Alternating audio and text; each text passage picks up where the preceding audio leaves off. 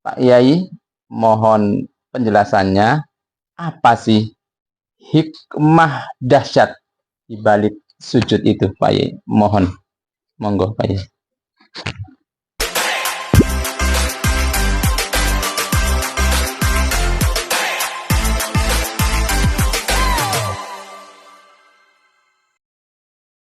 Assalamualaikum warahmatullahi wabarakatuh. Waalaikumsalam. Innal hamdalillah, sholatu wassalamu ala Rasulillah, amma ba'du.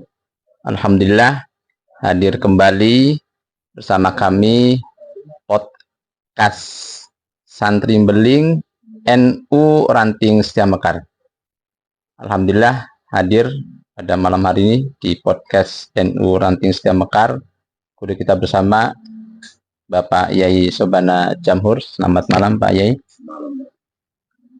Para pemirsa semuanya, pada kesempatan malam hari ini kami akan berbincang-bincang tentu dalam perbincangan yang penuh manfaat ini. Para pemirsa semuanya, bahwa kita selaku umat Islam tentu sudah maklum dan diketahui bersama, kita diperintahkan bersujud, bahkan dalam satu hari satu malam itu wajib 34 sujud. Pak Yai, mohon penjelasannya, apa sih hikmah dahsyat di balik sujud itu, Pak Yai? Mohon, monggo Pak Yai. Terima kasih kepada Kang Ustadz Yasir yang telah bertanya tentang hikmah di balik dahsyatnya sujud, kira-kira begitu ya. Baiklah. Assalamualaikum warahmatullahi wabarakatuh. Bismillahi hamdan sholatan wa salaman amma ba'du. Terkait tentang sujud, ada hadis Rasulullah Muhammad SAW yang hadis ini sangat populer sekali. Kata Rasulullah, aqrabu ma yakunul abdu mir rabbihi wa huwa sajidun. Di bahasa kita mah sedekat-dekatnya seorang hamba kepada Robnya, yang dimaksud Allah tentu yaitu manakala hamba tersebut sedang bersujud. Al-Kamakal, hadis ini sangat singkat dan gampang diingat kira-kira. Namun tentu terkait tentang sujud, ada riwayat yang sangat menarik di balik dahsyatnya sujud. Jadi ada keutamaan, ada fadilah yang tentu kita semuanya ketika memahami akan lebih termotivasi dengan terus melakukan sujud. 1400 tahun yang lalu, lebih dari 14 abad yang lalu, ada riwayat, ada kisah. Tentu kisah ini bukan dongeng, sebab dan ini termaktub dalam kitab Sahih Muslim. Jadi waktu itu ada seorang tabi'in yang bernama Ma'dan bin Abi Tolhah. Soan bertamu kepada seorang sahabat, seorang juruladen namanya Thauban, bukan Sobana, bukan. Iya, tapi Thauban. Kalau Sobana bandar, ya, juragan empang. Ini Thauban maula Rasulullah Muhammad sallallahu alaihi wasallam. Nah, Kang Ma'dan, ya kita jangan bayangin Kang Ma'dan terus minta kopi, minta rokok, jangan. Terus pokoknya bertamu kepada seorang sahabat yang bernama Thauban. Nah, redaksi riwayat ini kalimatnya begini, kata Kang Ma'dan ini, akhbirni bi'amalin a'maluhu yudkhilunillahu bihil jannata. Ini pertanyaan sekaligus juga ya permintaan lah. Kalau bahasa kita begini, Mas, tolong dong aku bagi amalan, kasih dong amalan untukku satu saja, yang kalau aku ngamalin amalan tersebut Allah memasukkan aku ke dalam surga. Itu permintaan seorang tabi'in yang bernama Ma'dan bin Abi Tolha, bertanya atau meminta kepada seorang sahabat namanya Sauban. Nah, bertanya sekali, nggak dijawab. Fasakata, diem. 2 kali, masih diem. Sampai ketiga kalinya. Sebab redaksi itu kalimatnya begini, summa sa'altuhu salisata. Sampai ketiga kali. Nah, ini mengandung pelajaran untuk kita bahwa pada saat kita menerima pertanyaan bertubi-tubi dari seseorang, katakanlah dari jamaah, nggak harus semuanya dijawab, nggak harus semuanya kita jawab, apalagi kita masih dalam gamang, dalam ragu, terlebih lagi tentang hukum. Jadi kita kalau memang ragu-ragu atau bahkan nggak tahu, bilang saja nggak tahu, nggak akan mengurangi kok, nggak akan wibawa dan seterusnya, nggak akan. Udah, sebab tidak harus semua pertanyaan harus dijawab. Tentu kalau yang prinsip-prinsip harus dijawab. Nah ini contohnya, sampai 3 kali ditanya. Nah, ketiga kalinya ditanya baru kalimatnya begini, dijawabnya, sa'altu andalika Rasulullah sallallahu alaihi wasallam.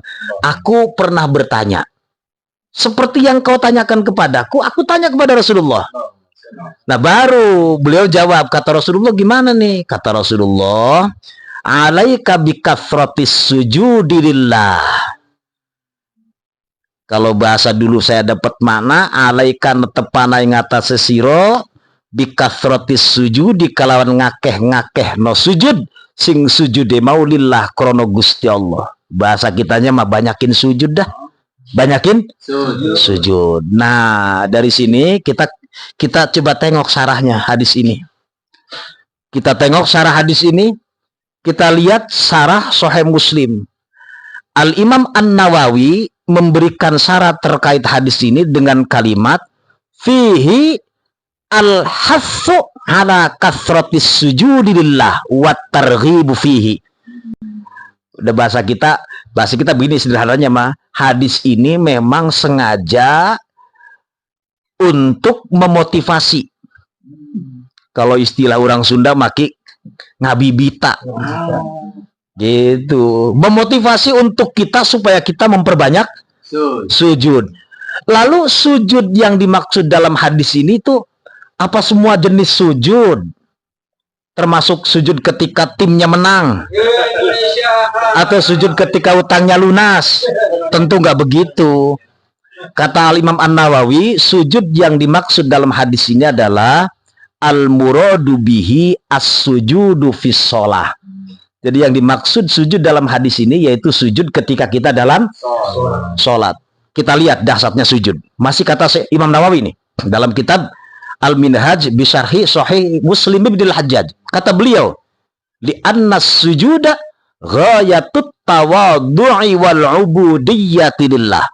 Karena sesungguhnya sujud memang puncaknya ketawaduan, kerendah hatian, kerendah dirian seorang hamba yang menghambakan diri sehamba-hambanya di hadapan Allah. Ini kata Imam Nawawi.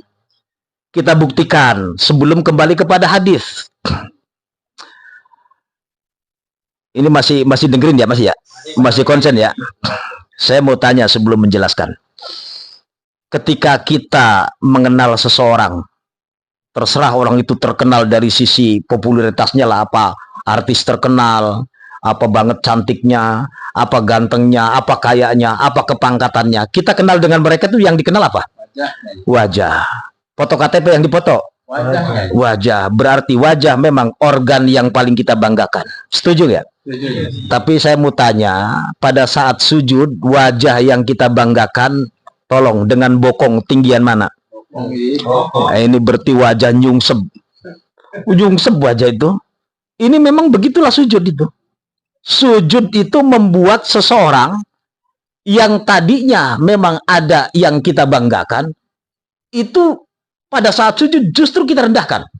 Maka kata Imam Nawawi terkait masih sujud nih, fihi tamkinu a'azzi a'dha'il insani wa 'alaha wa huwa wajhu minat turabi alladhi yudas wa yumtahanu.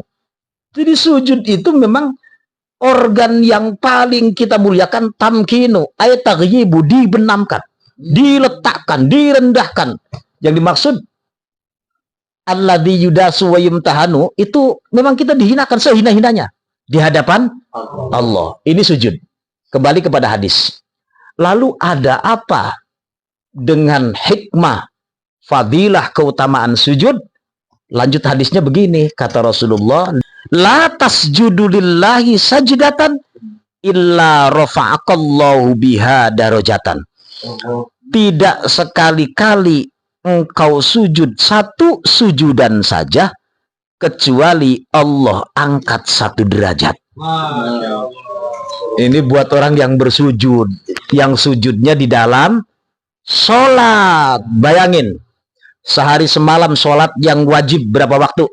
5 waktu. Berapa rakaatnya? 17. Berapa kali sujudnya? 34.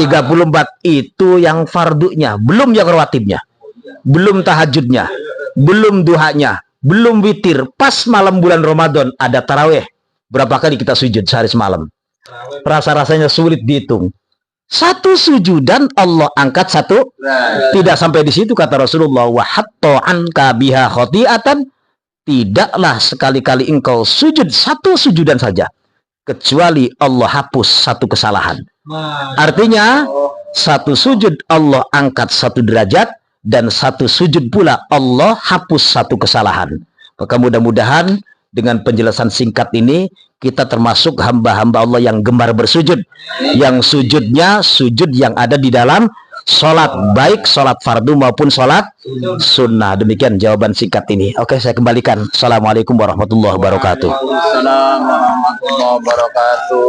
Jazakumullah khairan katsir. Terima kasih Yai atas penjelasan yang sangat luar biasa. Para pemirsa semuanya, semoga penjelasan yang sangat luar biasa ini itu menjadi motivasi kita untuk senantiasa memperbanyak dalam bersujud, tentunya sholat. Terima kasih. Tetap stay di channel kami, podcast Santri Beling NU Ranting Setia Mekar. Wallahul muwaffiq ila aqwamit thoriq. Wassalamualaikum warahmatullahi wabarakatuh. Waalaikumsalam warahmatullahi wabarakatuh.